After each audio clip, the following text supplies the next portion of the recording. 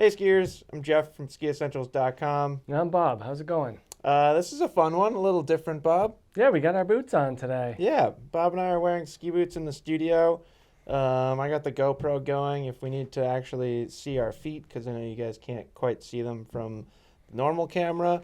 But this is something that we've wanted to do for a while now. Yeah. Maybe like almost a year that we've wanted to really take an in-depth look at these new Nordica Speedmachines. They were new for 2022. Yeah. But since we're heading into the 22-23 ski season, we'll call it the 2023 Nordica Speedmachine 3, Yep. 120 and 130 review. Yep. So we got the 120 here. Bob has the 130s on his feet right now. And this is probably a good time to mention that for this upcoming season, the 110 Flex gets all the technology that we're going to talk about in these. Maybe Right. not all, but the key technology. Yeah. And you'll kind of see some differences between the 130 and 120 as we go through it. But super fun boots. Yeah. Yep. Kind of right in that sweet spot of 100 millimeter 4-foot last, and Yep. choose your flex adventure from there. Yeah, performance recreational boot. I think Yep. that would seems like a fair description of them. Yeah, totally. And I'll get into more of this stuff when it's my turn to talk about my experience, but I took the opportunity to just like clean out my boot closet and bring in not all of the ski boots that I own, but at least kind of this really tells a good story of my personal progression through Nordica's boot line over the past 5 years. And you've been very brand specific and Yeah. loyal, I believe, and even when we talk 100%. about your competition days on the Ace of Spades, Yeah. it goes back. I am not that brand loyal.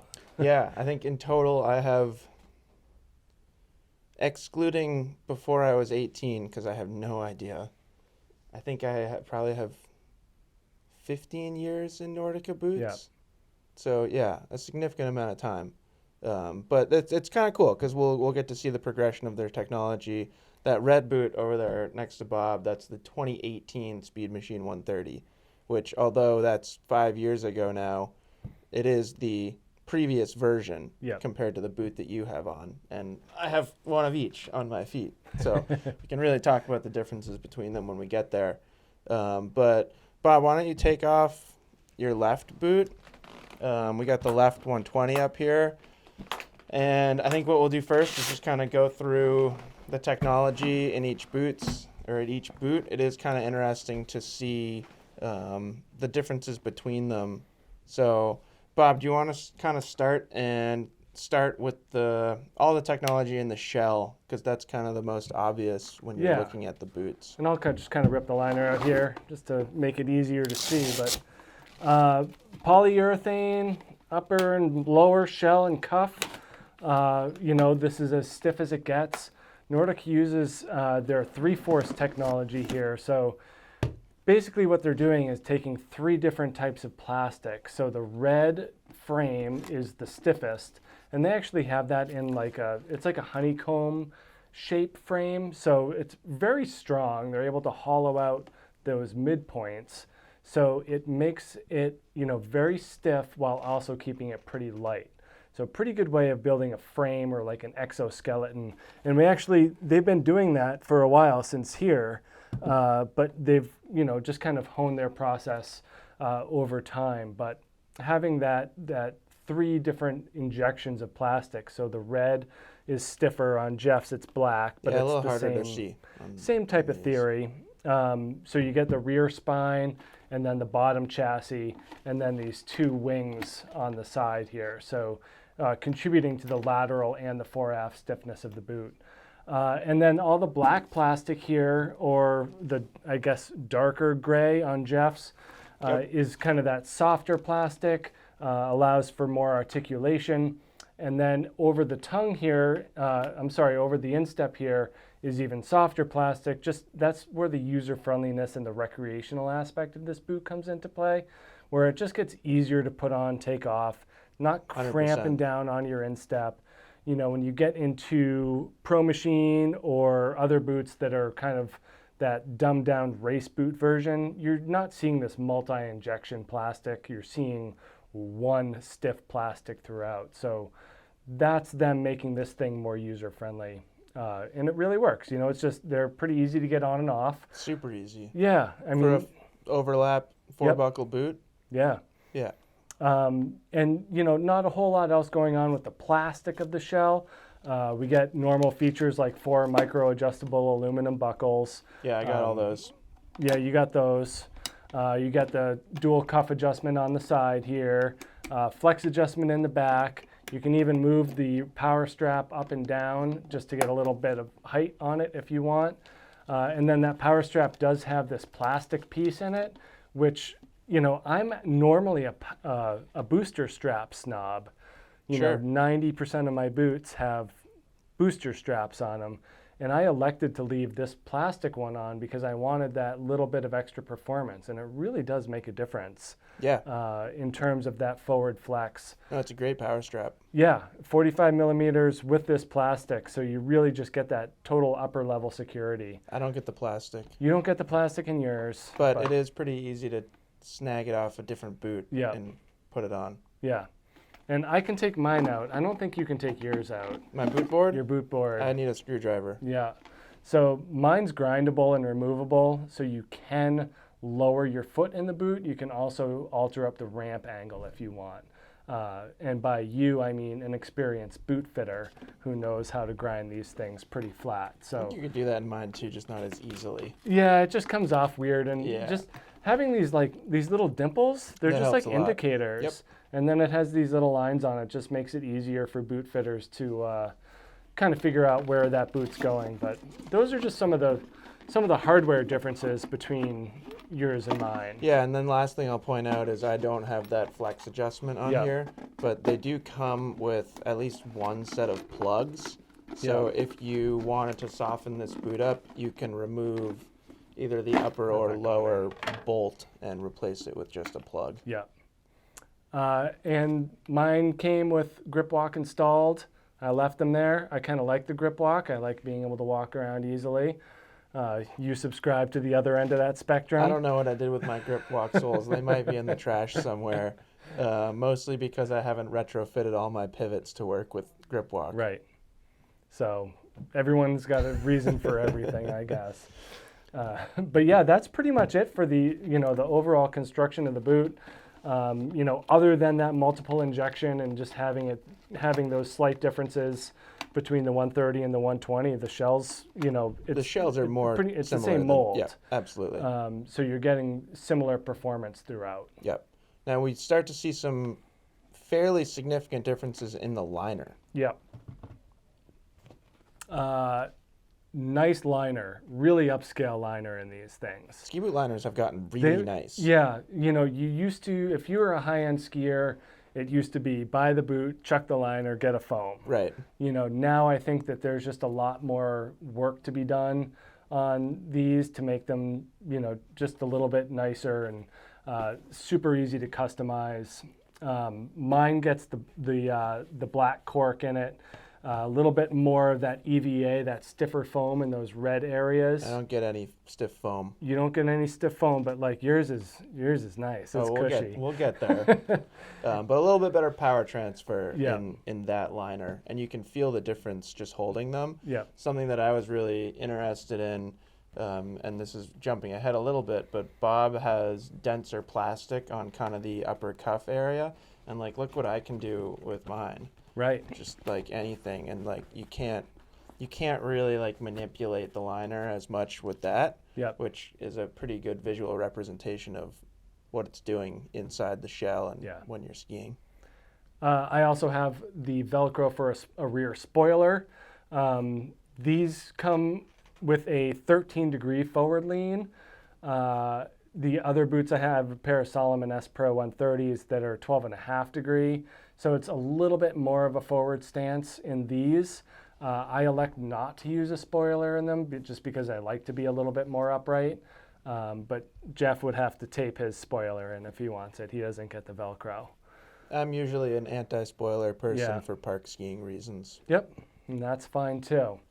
And then the only other upgrade I get is the adjustable tongue. So you can peel up this Velcro on this top part here. I won't do it now because it is definitely difficult, but you can peel up that Velcro on the tongue and then move the tongue forward or backward to accommodate for a higher or lower instep. Yeah, that can really help with alleviating instep pressure. I had to use this. Yeah.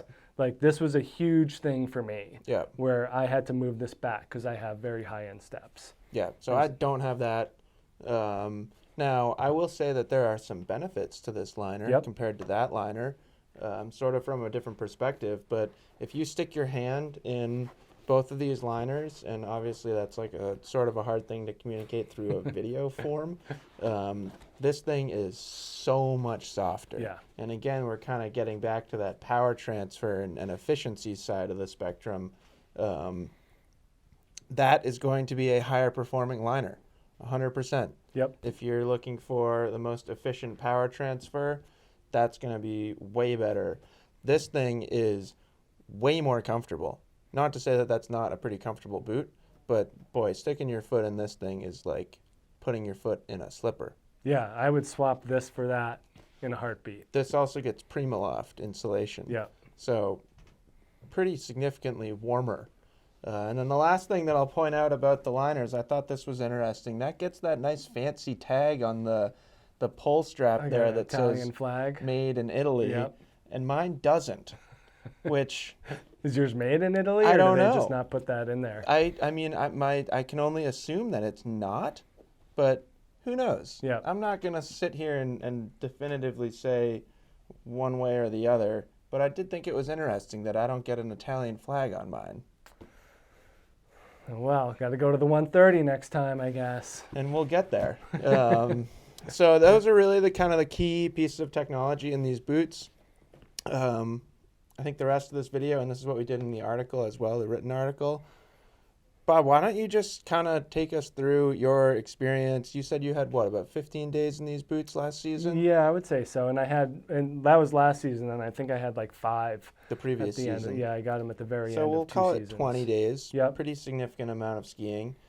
Before you get into just your overall reaction and the fit and feel and performance, tell our viewers all of the boots that you own. I don't know if I can do all of the boots I own because I don't quite remember, and I don't think it counts if I haven't skied in them. Any relevant boot. Okay, so mostly I split time between this, a Technica Cochise 120, and a Salomon S Pro 130. So the Salomon and this are very much Very similar. competitors. Yep. In terms of that 100 millimeter 4-foot last and 130 flex.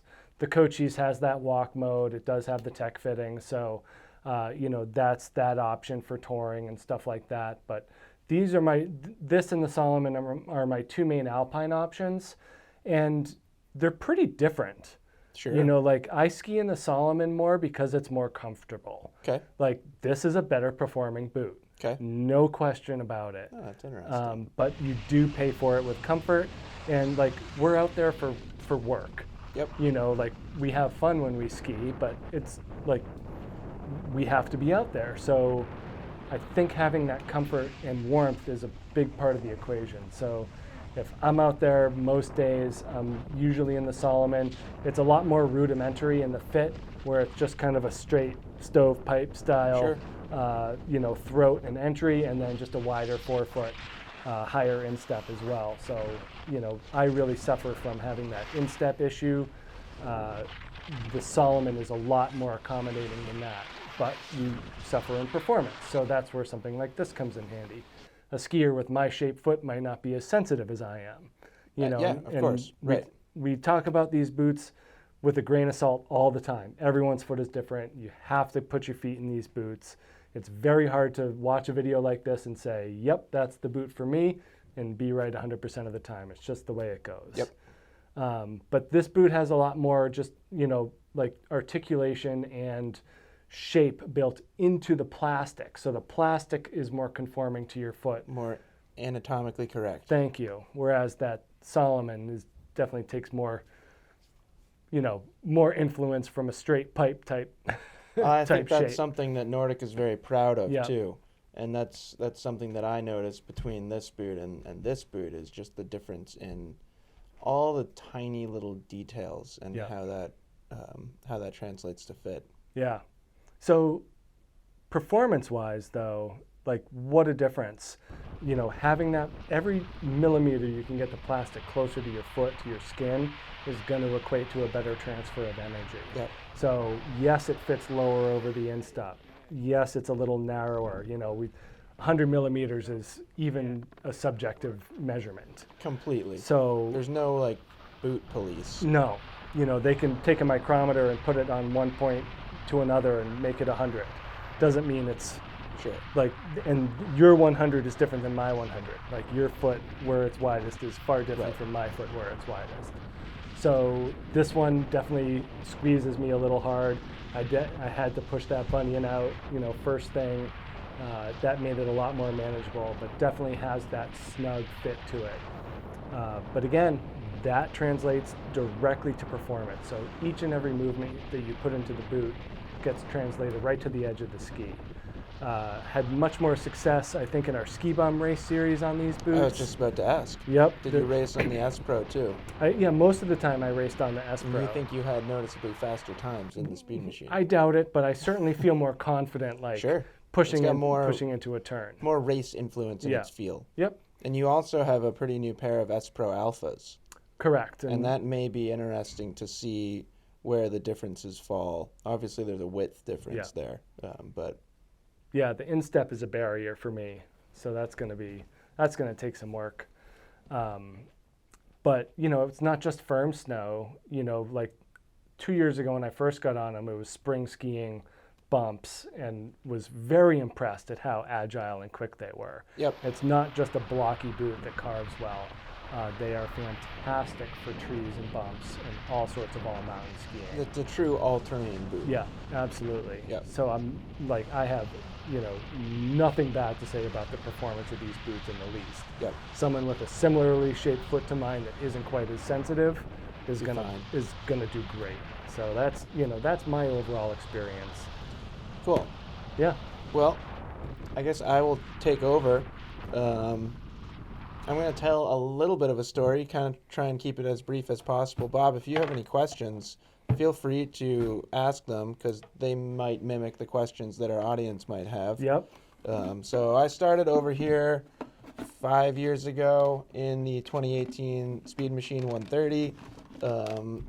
This boot was fine. I didn't really know what to expect. Yep. When I got this, I hadn't skied in a 4-buckle overlap boot in a while. I was still doing a little bit of competing, not too much competing, but was in a cabrio boot. You mentioned those Ace of Spades. I did a few years in Dalbello. So I was somewhat skeptical, but overall, I had a pretty good season in these boots. The only downside was they are a bit of a bucket. Yeah. For a 100 millimeter last boot, I think I maybe had 10 or 15 days where it fit really, really snug. And then after that, it was just you're just kind of swimming. Like I remember some late season park days where it almost felt like I couldn't ski. Yeah. Because the boot was so loose. And that can be just kind of nerve-wracking. Not just in the park, anywhere you're skiing. If your boots are loose, it's a little concerning. And you have relatively loose feet too, flexible feet, I should say. Ankle flexion. Yeah. You've always pointed that out to me. And Right. It's not something I ever realized before, but yes, apparently my ankles are very flexible. And your feet too, like you can bend your toe up. I've also never thought of that, but yes. Yeah, like my toes don't bend up. Like your feet Oh, I can do all sorts this. of weird stuff with my toes. Yeah. Right, so that exacerbates that issue. That I can move around so much. Yeah. Yeah. So fine, but meh. Yeah. I didn't love them. So then I went to the Pro Machine. I skied in the Pro Machine 130 for 3 seasons. This was the second pair I had, I believe. Each one lasted me about a year and a half. I think these are probably done. We were just talking about that, whether I could pass them on to somebody, and you were thinking they're a little bit more appropriate for the dumpster. Destined. I don't know if I can do that because you can still ski in them. I'll just keep them. I'll do it for you. But I went from that Speed Machine 130 to this Pro Machine 130, and this, like, admittedly kind of opened my eyes to what boots can do. Cabrio boots aren't, like, the most precise from a carving perspective. That boot wasn't very precise from a just overall skiing perspective, really from the fit, this like blew my mind. Definitely noticed an uptick in my overall skiing. I was just felt like I was skiing better technique, better control over my skis. Did it feel like you could feel your tails for the first time? No. That was my experience with a Lang Banshee. Huh. I I was know what like, you mean. wow, my skis have tails. No, it more felt like it was the first time that I could ski as hard as I wanted Yeah. to without worrying about whether the boot was going to support it or not. Right. But you know, because you skied with me all 3 of those seasons, my feet were pretty destroyed Yeah. by the end of the season. Like, kind of to the point where I physically couldn't put them in a ski boot anymore. I think at USASA Nationals, I, like, ripped my boots off on the hill while I was coaching. It's just like, nope, I can't do that anymore. That's a tough day-to-day boot. It is. Yeah. So that was a struggle, and I did stretch them. You won't be able to see because it's pretty subtle, but I did stretch the forefoot. Not a ton, but I tried to make a little bit more room in there for myself, and even so, it was just pretty demanding, pretty unforgiving boot. Yeah. So I was quite happy when Nordica announced these. I really tried to get a 130 flex, and being a size 24.5, availability is always the issue. Yeah. So I couldn't get a 130. I got this 120 instead. So very, very interesting going from that speed machine to Pro Machine to then new speed machine, but 120. Yeah. The fit is the first thing that I'll talk about, and the fit like truly is a blend between that boot and this boot. It feels like the heel hold of this boot, but like the forefoot of this boot. And that's oversimplifying things a little bit, but there is like a noticeable difference between how these two boots fit and also a noticeable difference between how these two boots fit. Right. It is pretty much right in the middle. There is way better power transfer in this boot, a way more just precise fit than this boot. So I was very, very happy with that. And I think the boot just skis better overall. And it's like, it's a hard thing to explain, but the performance is kind of in between those two boots too. Like, I ski in the park quite a bit still, but we also ski bum race. Yeah. So I kind of need a boot that can do both, and this boot feels like it does both so well. Yeah. Just like you were talking about how, you know, your boots carve really well and they also ski bumps really well. Like, this raced really well, and it also skied park really well, Yeah. which was just like a thing that I didn't realize could happen. There is a noticeable difference between the actual plastic.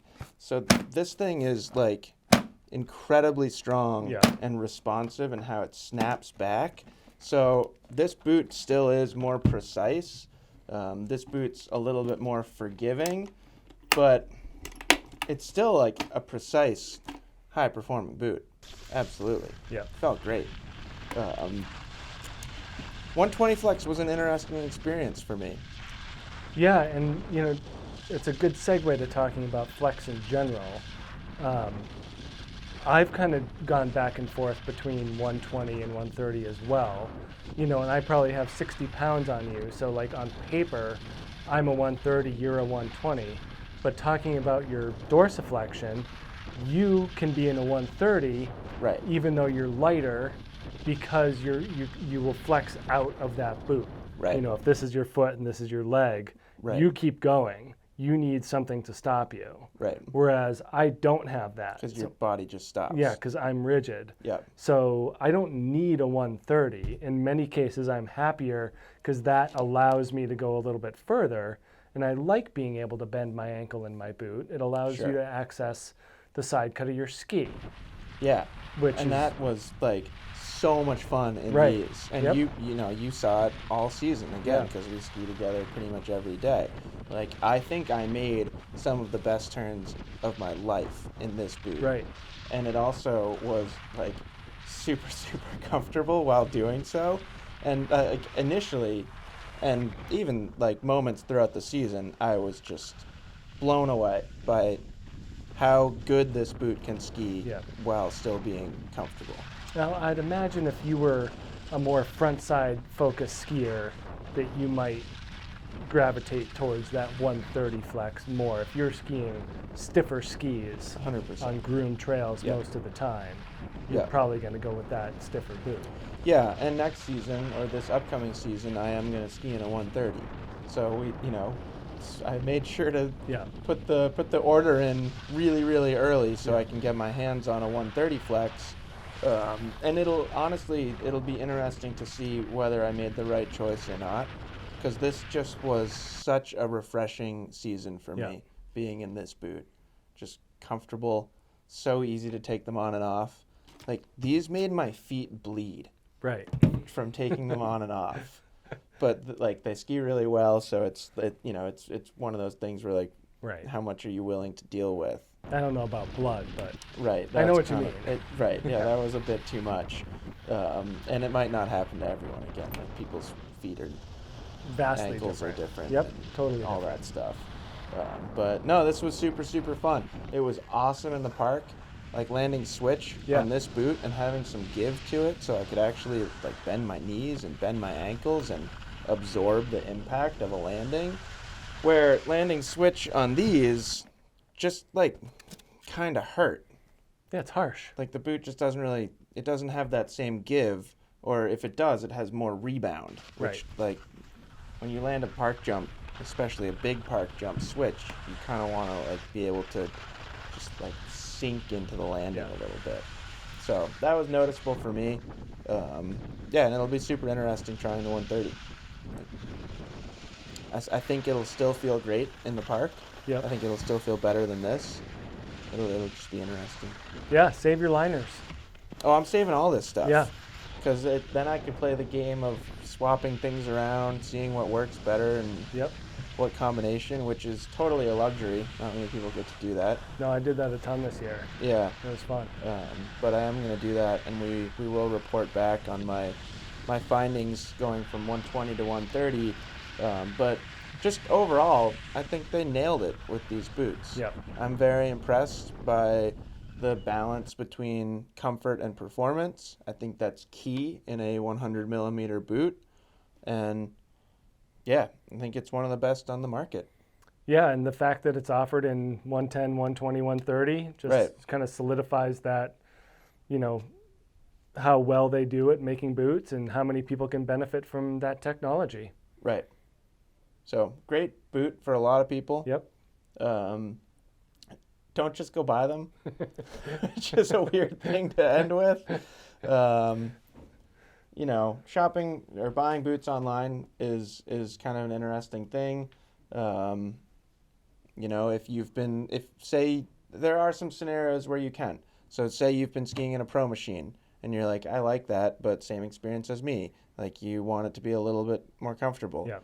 I'd say that's a scenario where you could probably just purchase this boot and you'll be fine. Yeah. Or like if you were skiing in an old speed machine and had the same experience as me, and you were like, that boot's great, but it's a little loose and a little washy, then you could go buy this. We always strongly recommend going to visit a boot fitter if you happen to have that luxury. You have to have some really good knowledge of what you've been in the past Yep. and what you want in the future Yep. to be an effective online boot buyer. 100%. And if you don't have that knowledge, or even if you're like not sure, then it's best to go visit a boot fitter. Yeah, and we can't even if you write in and ask us, we don't know. Yeah. Everyone's foot is different. Everyone is different. You could send us a picture of your foot. And I don't want pictures of feet. No, and we still wouldn't know. I don't want pictures of feet either. But I've had that question. Yeah. Where, if I measure my foot, can you Right. tell me? And it's just a hard thing to do. Right. Through a digital communication. And even people when I was boot fitting, they'd come in and say, I have a narrow foot, and they would plop their foot down on the table, and it just it was huge. Right. And I'm like, no, you don't have a narrow foot. Right. This isn't going to fit in any low volume boot by a long shot. Right. So some misconception of your own feet. Right. So that's it. That was pretty long, but hopefully you guys found it informative and entertaining at the same time. Yep. Bob, anything you want to end before I take these boots off? Because I'm not used to being in ski boots for this No, long. we can end it now, and you can take your boots off. My right foot's kind of falling asleep too, so. Yeah. Yeah, I lost my right little toe a while ago. Yeah, I mean, it's mid-August. I'm in full summer foot mode. We're also sitting, Right. which isn't how ski boots are designed No. to be used. So anyways, let us know if you have any questions in the comments. We're more than happy to talk more about these boots. And yeah, we'll see you out there on the hill. Bye.